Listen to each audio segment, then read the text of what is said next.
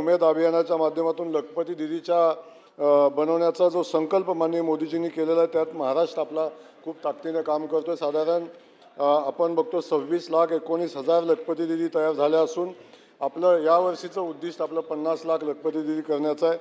सगळ्यात महत्त्वाचा विषय की महिला बचत गटाच्या माध्यमातून आपण पाहतो की महिलांच्या उत्पादित मालाला हक्काची बाजारपेठ मिळाली पाहिजे आणि यासाठी उमेद मॉलची संकल्पना पुढे आली आणि उमेद मॉल आता आम्ही 13 राज्यामध्ये जिल्ह्यामध्ये आपण उमेद मॉल मंजूर केलेले आहेत आणि चालू वर्षी आणखीन 10 जिल्ह्यामध्ये आपण उमेद मॉलची उभारणी करून महिलांना हक्काची बाजारपेठ ती पण बारमाही उपलब्ध करून देण्याचं पाचगणीचं संपत आलंय आणि सातारा जिल्ह्यात पण आपण करतोय। जवळजवळ 13 जिल्ह्याचं मंजूर झालं आणि आणखीन 10 जिल्ह्यामध्ये आपण करतोय। प्रत्येक जिल्ह्यामध्ये उमेद मॉल करण्याचा संकल्प करून आमच्या भगिनींना हक्काची बाजारपेठ उपलब्ध करून देण्याचं काम या माध्यमातून आपण करतोय।